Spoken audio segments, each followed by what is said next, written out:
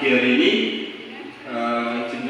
saya akan menyampaikan diseminasi tugas guru penggerak, salah satunya adalah untuk penyebaran disiplin positif. Baik Bapak Ibu guru yang saya hormati,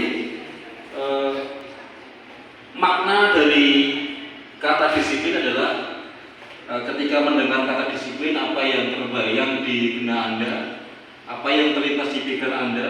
Kebanyakan orang akan menghubungkan kata disiplin dengan tata tertib, teratur, dan kepatuhan pada peraturan. Kata disiplin juga sering dihubungkan dengan hukuman, padahal itu sungguh berbeda, karena belajar tentang disiplin positif tidak harus dengan memberi hukuman, justru itu adalah salah satu alternatif terakhir dan bila perlu tidak digunakan sama sekali. Dalam budaya kita, makna kata disiplin dimaknai menjadi sesuatu yang dilakukan seseorang pada orang lain untuk mendapatkan kepatuhan. Kita cenderung menghubungkan kata disiplin dengan ketidaknyamanan. Nah, untuk kata pemantik atau kata pemantik pada bagian ini, jadi kita melihat hampir semua sekolah itu menerapkan tentang disiplin yang beridentik dengan hukuman. Tapi dengan saya belajar guru penggerak, ternyata ada cara lain di mana mewujudkan tanggung jawab pribadi dia itu tumbuh sendiri, sehingga dia mengerti aturan yang mereka sepakati sendiri dan tidak ada lagi hukuman ataupun aturan yang mengikat, karena semua tumbuh dari dalam diri anak masing-masing.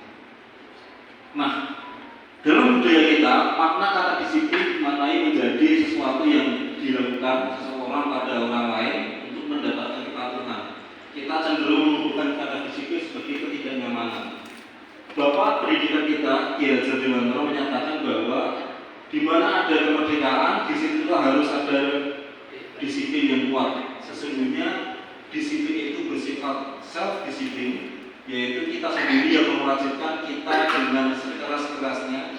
Tetapi itu sama saja, sebab jika kita tidak cakap melakukan self-disiplin, wajiblah permasalahan manajemen diri kita, dan peraturan demikian itu harus ada dalam suasana yang berbeda. Jadi disiplin yang dimaksudkan dalam Kiai Hajar Dewantara adalah itu muncul dari diri kita untuk melakukan sesuatu dengan secara penuh kesadaran, bukan karena sebuah aturan. Misalnya seperti itu. Oke, lanjut. Untuk nilai kebajikan adalah sifat positif manusia yang merupakan tujuan mulia yang ingin dicapai setiap individu. Salah satunya adalah nilai kebajikan yang ingin dicapai oleh setiap anak Indonesia yang kita kenal dengan profil pelajar Pancasila, yaitu beriman bertakwa kepada Tuhan Yang Maha Esa dan Maha Mulia, mandiri, bernasionalistis, berkebinekaan global, bergotong royong, dan kreatif. Nah, untuk mempelajari disiplin tadi, kita akan belajar tiga motivasi manusia, ya. Motivasi perilaku manusia, yaitu satu, untuk menghindari ketidaknyamanan atau hukuman, ya. Ini adalah tingkat rendah. Jadi orang akan berperilaku karena menghindari hukuman, itu adalah tingkat rendah dari motivasi manusia. Biasanya orang akan motivasi adalah untuk menghindari sebuah hukuman. Yang kedua, untuk mendapatkan imbalan atau penghargaan. Satu tingkat di atasnya, yaitu mempunyai motivasi itu karena akan mendapat imbalan. Yang ketiga, yang paling tinggi adalah motivasi yang akan untuk menjadikan orang mereka inginkan sendiri, menghargai diri sendiri dan nilai-nilai yang mereka percaya. Jadi ini adalah motivasi yang akan membuat seseorang memiliki disiplin positif, karena motivasi perilakunya bersifat internal, bukan eksternal. Ini sebuah disiplin diri yang muncul dari dalam diri, sebuah keyakinan diri untuk berperilaku bukan karena hukuman dan juga bukan karena penghargaan, tapi karena muncul dari diri sendiri. Baik, Bapak Ibu, kita akan belajar hukuman, konsekuensi, dan restitusi. Ini sangat panjang sekali.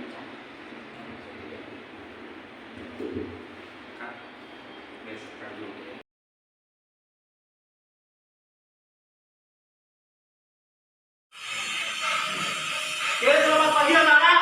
Pagi. Semangat hari ini? Semangat. Oke. Sebelum kita masuk ke pembelajaran, seperti yang Pak Dwi sampaikan kemarin tentang kesepakatan kelas, ya. Apakah semua sudah menyiapkan kesepakatan kelas kita? Ya. Sebelum kita mulai ada hal-hal paten yang harus kita kerjakan, ya. Dan kita suarakan. Oke, SMK? Ya. SMK? Ya. SMK? Ya.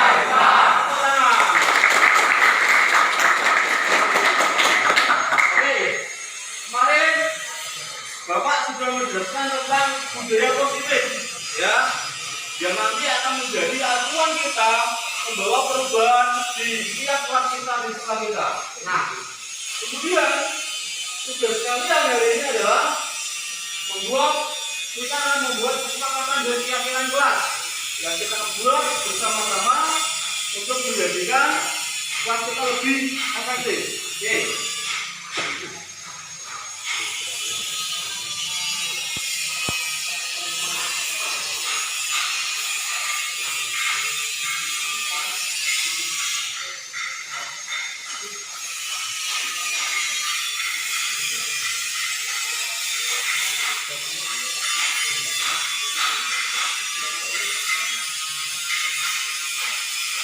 Nah, jadi kesepakatan ini berfungsi untuk menanamkan pada diri kita supaya dalam pembelajaran nanti kita tahu setiap konsekuensi tanggung jawab kita masing-masing. Secara khusus kalau kita di bengkel ini bila supaya tidak terjadi kecelakaan kerja pada saat praktek listrik, pada saat nanti praktek kelas dan lain sebagainya, tidak terjadi kecelakaan kerja sehingga praktikum kita lebih baik, lebih mencapai tujuan kita. Gitu? Oke. Kesepakatan yang sudah kalian siapkan sudah di bawah semuanya? Ya. Silakan yang nomor 1.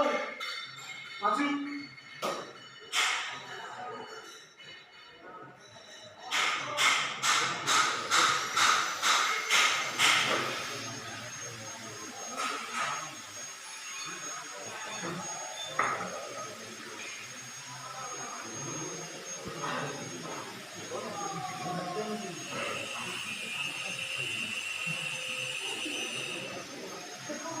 Nomor 2.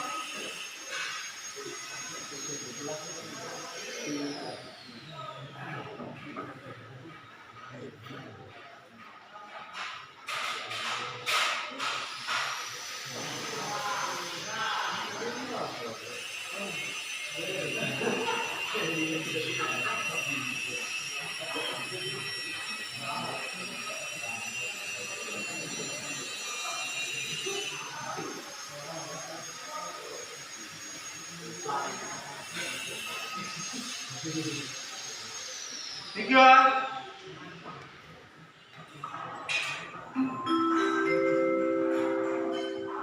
Saatnya yang kedua dimulai. It's time to begin the second lesson.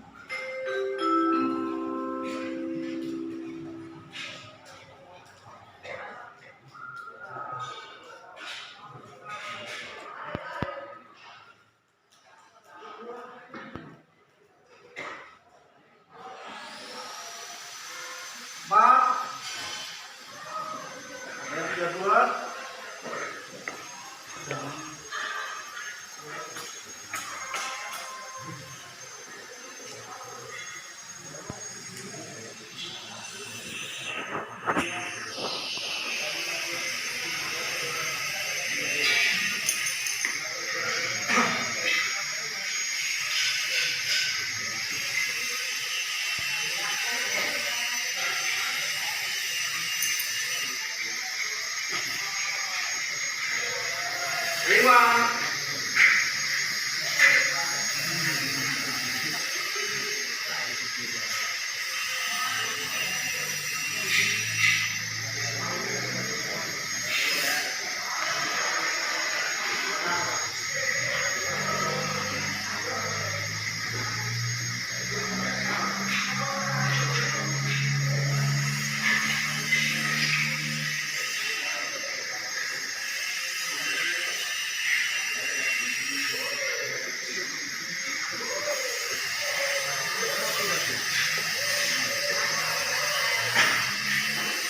Nah,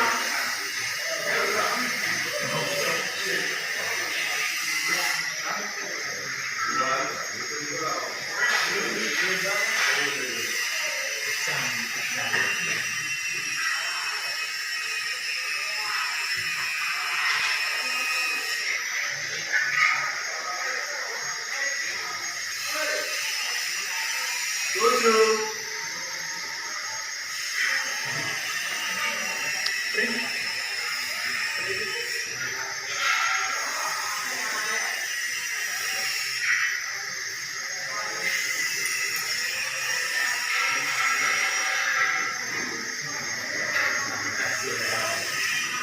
Delapan.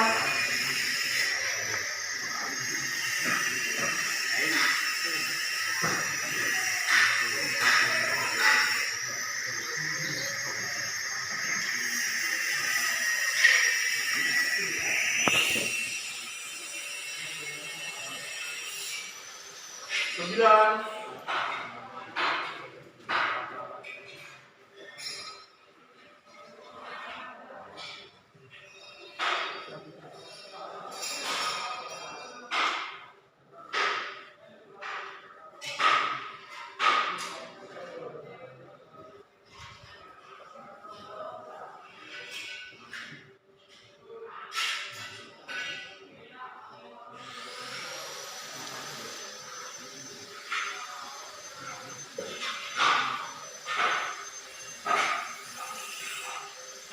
Sepuluh.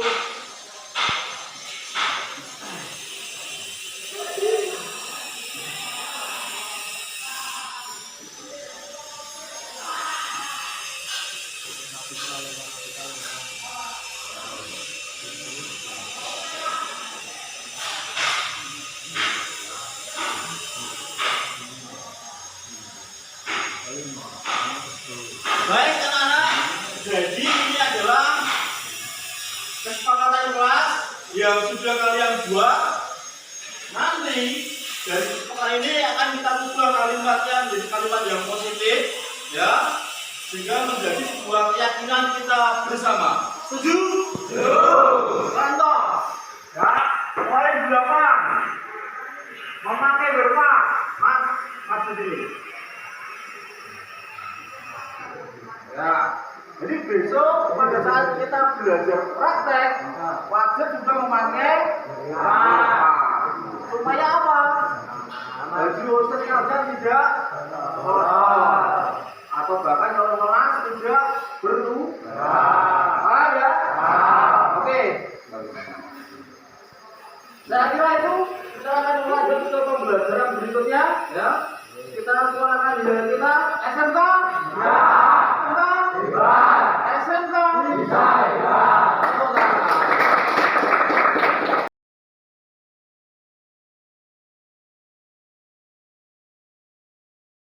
Setelah bersama-sama menyusun kesepakatan dan keyakinan kelas, saya lebih bersemangat.